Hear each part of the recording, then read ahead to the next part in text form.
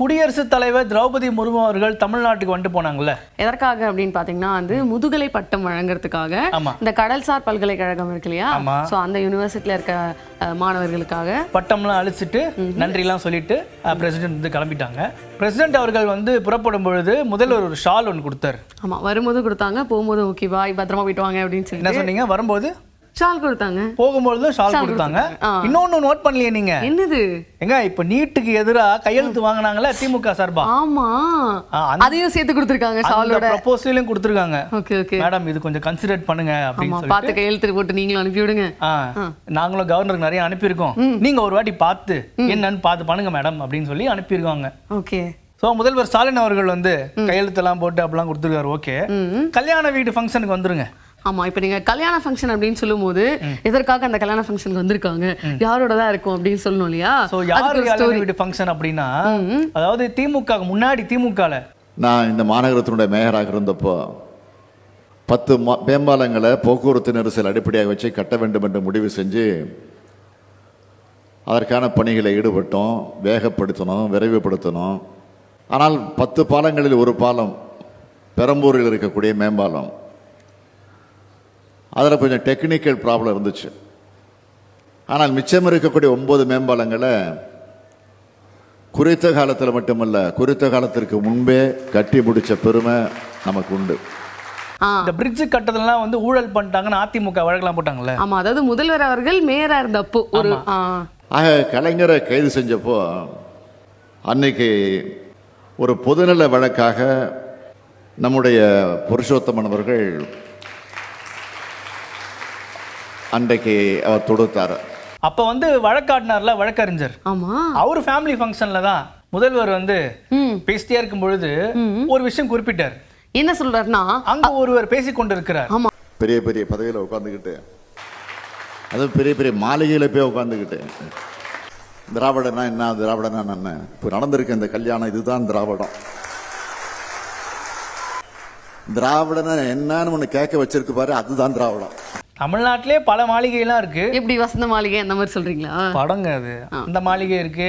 ஒரு நாட்டாம படத்துல உங்க காமிச்சாங்களா ஒரு பெரிய மாளிகை, அதோட சந்திரமுகில வந்து அதான் இப்ப சொல்ல வந்த சந்திரமுகில மாளிகை, அரண்மனையில மாளிகை நிறைய இருக்கு. சரி, முதல்வர் என்ன சொல்றாருன்னு உத்து கவனிப்போம்.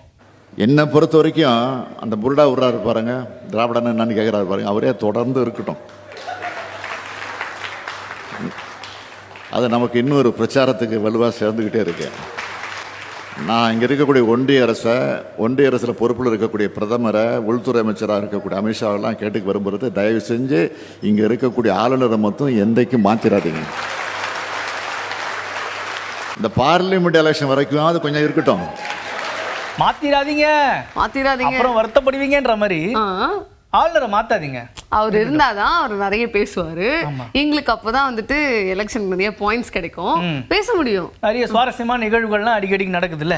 இந்த மாதிரி நேத்து ஏர்போர்ட்ல வெல்கம் பண்ணும்போது பிரசிடென்ட் அவர்களை இந்த பக்கம் ஆளுநர் அவர்கள் இப்படி இப்ப நின்னுட்டு இருந்தார் பாத்தீங்களா? ஆமாங்க, கவர்னர் வந்து இப்படி நின்று இருந்தாரு, முதல்வர் வந்து இப்படி வெல்கம் பண்ணாரு. அது அவர் போயிட்டு முதல்வர் அவர்கள் எல்லாத்தையும் ஹாய் ஹலோ எல்லாம் சொல்லிட்டு இருந்தாரு. இவர் மட்டும் என்னதான் வந்து ஒரு கருத்து மோதல் இருந்தா கூட இந்தியான்னு வந்துட்டா ஒன்னாயிடுறாங்க பாருங்க, அது ஈவென்ட்னு வந்துட்டு அந்த மாதிரி இந்தியா. சரி விடுங்க. இந்த பக்கம் கல்யாண ஃபங்க்ஷன்ல, இந்த பக்கம் அதாவது அதிமுகல வந்து பாத்தீங்கன்னா அந்த கொடிக்கம்பம் ஃபங்க்ஷன். கொடிக்கம்பம் ஃபங்க்ஷன், மாபெரும் கொடியேற்று விழா. மாபெரும் கொடியேற்று விழா எங்க? அதாவது வந்து திருப்பூர்ல நடக்குது. ஒரு பனியன் கம்பெனி ஆரம்பிச்சிருந்தா இந்நேரம் கடகடன்னு வளர்ந்துருக்கும். நீங்க கொடிக்கம்பமே அவ்வளவு ஹைட்டுக்கு தான் வச்சிருக்காங்க பாருங்க. ஒரு கொடிக்கம்பத்துக்கு பின்னாடி எவ்வளவு பெரிய பேனரு. என்னன்னா இபிஎஸ் அண்ணா ரெடி பண்ணி வச்சாங்க கொடிக்கம்பத்தை. இபிஎஸ் அண்ணா வர வரைக்கும் எல்லாரும் வெயிட்டிங். ஆமா, வந்து சீக்கிரமா ஏத்துனீங்கன்னா ஜாங்கிரி தர போறீங்களா? அந்த வரக்கூடிய அந்த பர்டிகுலர் டைம் இருக்குல்ல, அங்க ஒரு சிங்கரோ ஒரு டான்ஸரோ இருந்தா கலகலப்பா இருக்கும்.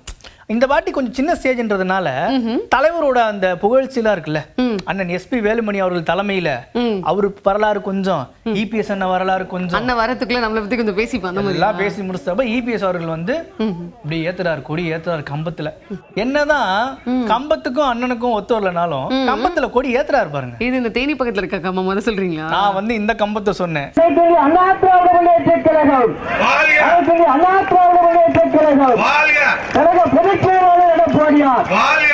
ஏத்தி முடிச்சுட்டு அவ அண்ணன் பேசுறதுக்கு முன்பாக யாராச்சும் ஒருத்தர் வந்து ஒரு வெல்கமிங் கொடுக்கணும்ல.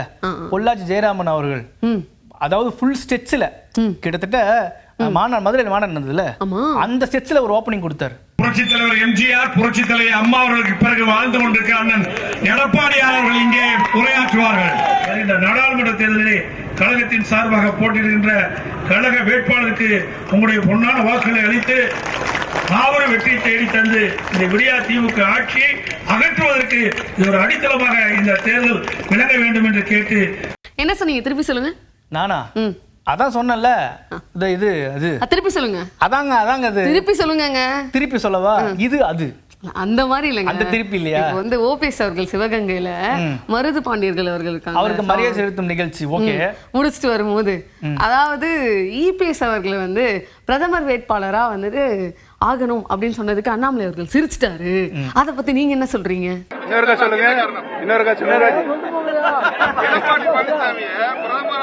திரும்ப திரும்ப ஒரு வாட்டி சொல்லுங்க. எப்படி சொல்லுங்க.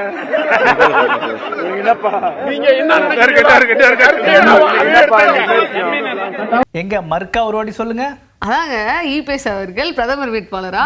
மர்க்கா சொல்லுங்க. இபிஎஸ் அவர்கள் பிரதமர் வேட்பாளரா. மர்க்கா ஒரு வாட்டி சொல்லுங்க. நீங்க எத்தனை தடவை சொன்னாலும் இபிஎஸ் அவர்கள் பிரதமர் வேட்பாளரா நிக்கிறேன்னு சொன்னதுக்கு அண்ணாமலை அவர்கள் சிரிச்சாரு. அண்ணனும் வந்து சிரிக்காம சிரிச்சிட்டு போயிட்டாரு. ஆனா அடுத்து இபிஎஸ் அவர்கள் மாநாடு போட போறதா பிளான் பண்ணிட்டு இருக்காங்களே. இது அந்த புளியோதரையுடைய புளியோதரை பத்தி சொல்றீங்களா? புளியோதரை அண்ணன் விட மாட்டார் போலயே. ஒரு பன்னீர் ரோல் கொடுத்துட்டாருல, அது காம்படிஷன் ஆயிடுச்சு. புளியோதரையான்னு கேக்குறாரு. இதெல்லாம் கேட்க எங்களுக்கு தலையே சுத்துது. சோ ஓபிஎஸ் அவர்கள் வந்து இபிஎஸ் அவர்கள் பிரதமர் வேட்பாளர் இருக்கிறதுக்கு அண்ணாமலை அவர்கள் சிரிக்கிறாரு, அவரும் சிரிச்சார்ல. இதே விஷயம் தொடர்பா சீமான் அவர்கள் வந்து ஒன்னு சொல்றாரு. இல்ல நான்லாம் அந்த இடத்துக்கு வரணும், நீங்க ஏன் வர்றீங்க? அதுதான். ஒருவேளை அண்ணாமலை பிரதமர்னு சொல்லுங்களேன், சிரிக்க மாட்டார், ரசிப்பார். அண்ணாமலை அண்ணனை வந்து பிரதமர் வேட்பாளர்னா சிரிச்சிருக்க மாட்டாரு. ஆமா. ஓஹோ, அதனால இப்ப அண்ணனை சொல்லிருக்கணுமோ பிரதமர் வேட்பாளர்னு. அண்ணா ஆல்ரெடி அவரே சொல்லிட்டு தான் இருக்காரு. நம்ம தனியா சொல்லிருக்காருல்ல. சும்மா பேசிக்கிற வேண்டியதான். நிரந்தர முதல்வர் அவர்களே, நிரந்தர பொதுச் செயலாளர் அவர்களே, எத்தனை நிரந்தரத்தை நீங்க பாத்திருக்கீங்க? அது மாதிரி இது ஒரு பிரதமர். முதல்வர் ஸ்டாலின் அவர்கள் சொன்னார்ல, ஆளுநரை மாத்திராதீங்க தமிழ்நாட்டுல இருந்து. அதுக்கு ஒரு கருத்து சொல்றாரு. அப்படியே சொல்லிட்டாரு. ஏன் மாத்த சொல்லுங்களேன், காலையில மாத்திடுவாரு. பேசிருக்காரு. இல்ல நான் ஒண்ணு கேட்கிறேன், நீங்க மாத்த வேணாம் அப்படி சொல்றீங்க, சரி மாத்துங்கன்னு சொல்லுங்களேன். காலையில மாத்திட்டு தான் மறுவேளை பார்ப்பாங்க. அண்ணனுக்கு இன்டெப்த் பாலிடிக்ஸ் தான் தெரியுது. கவர்னர் நியமனம் பத்தி தெரியுது, முதல்வர் கருத்து சொல்றத பத்தி தெரியுது. அவர் நார்மலா சொல்றாருங்க. சரி, அப்ப அண்ணன் வந்து கமல் அவர்களோட கட்சியில கூட்டணி வைக்கிறதுக்கான சான்சஸ் இருக்கா? கொம்பாதி கொம்பே நான் போகல, நீங்க ஏதோ பேசிக்கிறீங்க. தனிச்சுதான் நான் போட்டிடுவேன். மதிமுக கட்சியில இருந்தும் மேரேஜ் ஃபங்க்ஷன் போயிருக்காங்க. சோ ஆமா, அங்க வந்து பாத்தீங்கன்னா துரை வைகோ அவர்கள் இருக்காரு இல்லையா? ஆமா, அவர் போய் கல்யாணத்துல போய் சாப்பிட்டு மட்டும் இல்லங்க, வெளியே வந்து பிரஸ் கிட்ட பேசியிருக்காரு. அதாங்க, அது சூப்பர் அப்படின்னு சொல்லிட்டு மணமக்களை வாழ்த்திட்டு வெளியே வந்தாருன்னு. துரை வைகோ அவர்கள் வந்து என்ன சொல்றாரு அப்படின்னா, இப்போ எல் முருகன் அவர்கள் இருக்காருல்ல, சென்ட்ரல் மினிஸ்டர். ஆமா, அவர்லாம் சொல்றாரு இப்போ கவர்னர் மாளிகை எல்லாம் பாதுகாப்புலாம் இல்ல, அது மாதிரிலாம் இருக்கு அப்படின்னு. அவரை பொறுத்த வரைக்கும் பாஜகவுடைய ஒரு அமைச்சர், ஒன்றிய அமைச்சர், அவருக்கு அவருடைய கடமைகள் இருக்கு. இத மாதிரி ஏதாவது கருத்துக்கள் சொல்லணும், அரசாங்கத்தை பத்தி சொல்லணுங்கிற அவருக்கு. இல்லைன்னா நாளைக்கு மந்திரிக்க விட்டு தூக்கிடுவாங்க அவரை அப்படின்னு அவர் சொல்றாரு. அதனால அப்படி ஒரு கருத்து இருக்கு. கண்டிப்பா ஆரியம், திராவிடம் இந்த மாதிரி விஷயம் எல்லாம் பேசுறாங்கல்ல, அதுக்கு உண்மையான காரணம் என்ன தெரியுமா? என்னது? பாரத், இந்தியா, ஆரியம், திராவிடம் இதெல்லாம் வந்து என்னன்னா நாட்டு இன்னைக்கு கடந்த 45 வருஷத்துல வரலாறு காணாத வேலையில்லா திண்டாட்டம் இன்னைக்கு இருக்கு. பணவீக்கம் உங்களுக்கு தெரியும். எல்லா பொருட்கள், நம்ம உடுத்துற உடையில இருந்து சாப்பிட பொருள் எல்லாமே இன்னைக்கு விலைவாசி கூடிருச்சு. இன்னைக்கு காரணம் என்ன? இன்னைக்கு ஒன்றிய அரசு அது இதை திசை திருப்புற ஒரு மடைமாற்றம் செய்யக்கூடிய ஒரு நடவடிக்கையை தான் நான் பாக்குறேன். தவிர பாருங்க, சீரியஸ் பாலிடிக்ஸ்குள்ள வந்திருக்கிறார். சோ அடுத்த மதிமுக தலைவர் துரை வைகோ அவர்களாம் இருக்கலாம்னு சொல்றீங்க. சீரியஸ் பாலிடிக்ஸ்னு மதிமுக தலைவர்ன்றீங்க. சரி, ஓகே. துரை வைகோ அவர்கள் மட்டும் கிடையாது, பிரேமலதா அவர்கள் இருக்காங்க இல்லையா, அவங்களும் வந்து பேசியிருக்காங்க இதை பத்தி. கல்யாண வீட்டுல பேசியிருக்காங்க. என்ன சொல்றாங்க அப்படின்னு பாத்தீங்கன்னா, தமிழ்நாடு கவர்மெண்ட் வந்து திசை திருப்பும் வகையில சனாதனத்தை பத்தி பேசுறது, திராவிடத்தை பத்தி பேசுறது, யாருக்கும் எந்த உபயோகம் இல்லாத ஒரு விஷயங்களை கையில் எடுத்து பேசுறாங்க. எதனாலன்னா இந்த அரசு செய்கின்ற தவறுகளை பற்றி மக்கள் பேசிடக்கூடாது, அதனால திசை திருப்புகின்ற ஒரு விஷயம். வேற நிறைய பிரச்சனைகள் இருக்கு, அதை பத்தி பேசும். அண்ட் கூட்டணி வைக்கிறது தான் இப்ப முக்கியம். சரி, வைக்கிறாங்களா? எப்போ வைக்கிறாங்க கூட்டணி? ஜனவரி வாக்கில் தேசிய முற்போக்கு திராவிட கழகம் யாருடன் கூட்டணி, எந்த தொகுதி, யார் வேட்பாளர் என்பதை தலைமை கழகம் அதிகாரப்பூர்வமாக உங்களுக்கு அறிவிப்போம். பொறுமையா சொல்லுவாங்க. ஏன்னா அதிமுக மாதிரி ஜெயிச்ச கட்சியும் இல்ல, திமுக மாதிரி தோட்ட கட்சியும் இல்ல. இன்னைக்கு அதிமுக பெற்ற வெற்றியும் இல்லை, தோல்வியும் இல்லை. திமுக பெற்ற வெற்றியும் இல்லை, அவங்கள மாதிரி படுதோல்வி அடைந்த கட்சியும் கிடையாது. அதனால அரசியலில் வெற்றி தோல்வி என்பது அனைத்து கட்சிக்குமே சமமான ஒரு விஷயம்தான். ஆனாலும் நாங்க இப்போ தோல்வியில இருக்கோம், திரும்பவும் வின் பண்ணி வருவோம் மேல. ஆமா, கண்டிப்பா வந்து அந்த பழைய இனி வருங்காலங்களில் தேமுதிக மிகப்பெரிய ஒரு வளர்ச்சியை பெற்று நாங்கள் இழந்த அந்த இடத்தை பிடித்து நிச்சயமாக கேப்டன் ஒரு நல்லவர், அவர் ஆரம்பித்த இந்த கட்சி நல்லவர், லட்சியம் வெல்வது நிச்சயம் என்பதற்கு இணங்க ஜி.கே. வாசன் அவர்கள் வந்து ஏர்போர்ட்ல இருந்து பேசியிருக்காரு. அண்ணன் என்ன சொல்றாரு அப்படின்னா, அதிமுகவும் பிஜேபியோட அந்த கூட்டணி முறிவு இருக்குல்லண்ணே, அதை பத்தினே. அதாங்க இப்போ அண்ணன் நீங்க கேட்டீங்களே, அண்ணன் ஒன்று சொல்றாரு. ஆளுநருக்கும் ஆளுநர் மாளிகைக்கும் பாதுகாப்பு தேவை என்பதை அரசு உறுதிப்படுத்த வேண்டும் என்பதுதான் எங்களுடைய வேண்டுகோளாக இருக்கிறது. சரிண்ணே, அதிமுக பிஜேபியோட அந்த கூட்டணி முறிவு இருக்குல்ல, அதுதானே, அதை நீங்க என்ன நினைக்கிறீங்க?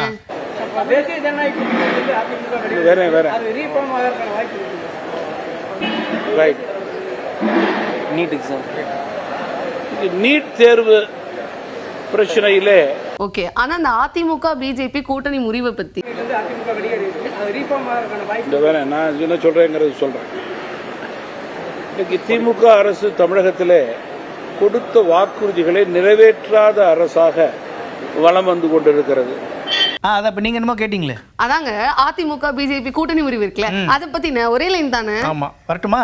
Bye bye. இப்போ ஜி.கே. வாசன் ஏர்போர்ட்ல இருந்து கிளம்பிட்டாரு கட்சி பணிகளுக்காக. பின்னாடி வந்து இபிஎஸ் அவர்கள் வராருல, தமிழ்நாட்டிலே பெரிய கட்சி தான் சொல்லியிருக்காரு அதிமுக. ஓ, அவங்களுக்கு இடம் விட்டு அண்ணன் போயிருக்காரா இடம் வாங்குறதுக்காகவா? எங்க தமிழ்நாட்டுல கவர்னர் அவர்களை மாத்தணும் மாத்தக்கூடாதுன்னு பல கருத்துக்கள் வருதுல்ல, நம்ம இடிதாங்க என்ன கட்சியில அந்த மாதிரி இவரை மாத்தணும் மாத்தக்கூடாதுன்னு எதுவும் வராதா? இல்லைங்க, கொடமடைக்கு அவர்கள் வெயிட் பண்ணிட்டு இருக்காரு, எப்ப இடிதாங்க என்ன போட்டு ஸ்டிக் நம்ம வரலாம் அப்படின்ட்டு.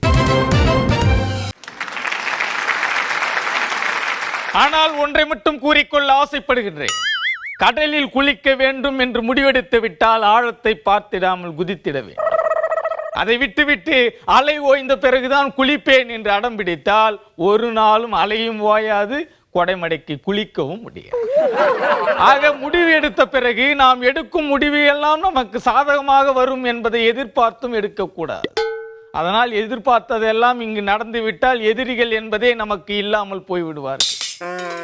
இங்கே எல்லோரும் எதிர்பார்த்ததே எதிர்பார்த்தபடி நடக்கணும் என்று நினைக்காமல் அதற்கு மாறாக எதிர்பார்க்காத ஒன்று எதிர்பார்க்காத நேரத்தில் நடந்ததை எல்லோரும் நன்மைக்கே எடுத்துக்கொள்ள வேண்டுமே தவிர எதிர்பார்த்தது கிடைக்கவில்லையே என்று வருந்தக்கூடாது. வியாதிக்கு மருந்து சாப்பிடுவதை கூட இடிதாங்கி மறந்து விடுவான். ஆனால் நாட்டுக்காக உழைத்தவர்களை ஒரு நாளும் மறந்துவிட மாட்டான், அவமதிக்க மாட்டான். அப்படிப்பட்ட என்னை எதிர்கட்சியில் இருக்கும் கொடைமடைக்கு குண்டக்க மண்டக்கவாக கேள்வி கேட்டு என்னை குழப்பத்தில் சிக்க வைத்து விட்டு கையில் இருக்கும் குடையை விரித்து முகத்தை மறைத்துக் கொள்ளலாம் என்று எதிர்பார்க்கின்றார். எதிர்கட்சியை பார்த்து இங்கே எல்லோரும் எதிர்பார்த்தபடி கிடைப்பது இல்லை என்ற ஒரு முடிவுக்கு வர வேண்டும். வாய்ப்பு என்பது ஒரு முறைதான் வாசக்கதவை தட்டும்.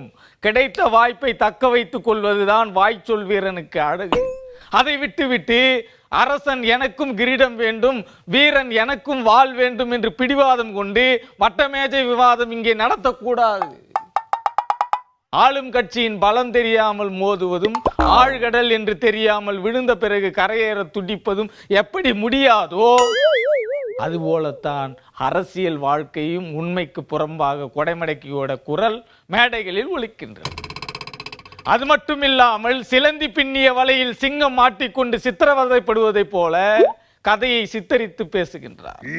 ஒரு வழிச்சாலையில் வந்து மாட்டிக்கொண்டு முன்னுக்கும் போகாமல் பின்னுக்கும் போகாமல் ஒரே இடத்தில் நின்று கொண்டு எந்த வழியில் போவது என்று திணற வேண்டி இருக்கும்.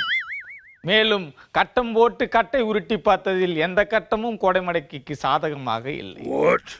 ஆகவே எதிர்கட்சிகள் சதி திட்டம் போட்டு கட்டத்துக்குள் என்னை நிற்க வைத்தாலும் எந்த சுயற்சி வலையில் இருந்தும் வெளியில் வர கொஞ்சம் முயற்சி செய்வேன்.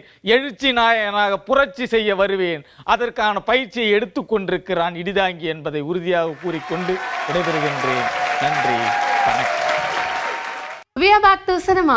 ரஞ்சித் அவர்கள் இயக்கத்துல விக்ரம் நடிக்கிற தங்கலான் படம் இருக்குல்ல, படம் பாத்தீங்கன்னா குடியரசு தினம், அதாவது January 26 அப்போ வந்து ரிலீஸ் ஆகும். we are back to sports. ஸ்போர்ட்ஸ்ல என்ன சொல்ல போறீங்க? ஏசியன் கேம்ஸ்ல இந்தியா பதக்கங்கள்லாம் வாங்கி குவிக்கிறாங்க. அதானே? ஏசியா பாரா ஒலிம்பிக் கேம்ஸ் நடந்துட்டு இருக்கு இல்லையா? சோ அதுல பாத்தீங்கன்னா தமிழ்நாட்டை சேர்ந்த தர்மராஜ் அப்படின்றவங்க நீளம் தாண்டுதல்ல தங்கப்பதக்கம் வின் பண்ணிருக்காங்க. லாங் ஜம்ப்ல ஒரு ரெக்கார்ட் செட் பண்ணிருக்காரு. ஏசியன் ரெக்கார்ட் செட் பண்ணிருக்காரு. எவ்வளவு தூரம் தாண்டி இருக்காரு? 6.3 தாண்டி இருக்காரு. 6.3 மீட்டர் தாண்டி இருக்காரு. அங்க இங்க போய் இப்படி தாண்டி மெடல் வாங்கி வந்துருக்காரு. சோ இந்த வாரம் கிச்சன் கேபினெட் பார்த்து என்ஜாய் பண்ணிருப்பீங்க அப்படின்னு நம்புறோம். திங்கட்கிழமை இதோட உங்களை வந்து சந்திக்கிறோம். தொடர்ந்து கிச்சன் கேபினெட் புதிய தலைமுறையில பார்த்துட்டே இருங்க. திங்கள் முதல் வெள்ளி வரை இரவு 10:30 மணிக்கு. இந்த நிகழ்ச்சி விடைபெறுவது நான் உங்களுடைய அஷ்ரிவா. நான் உங்க பிரியா. ஹே டண்டனக்கா, ஹே டண்டனக்கா, ஹே டண்டனக்கா, டண்டனக்கா, டண்டனக்கா.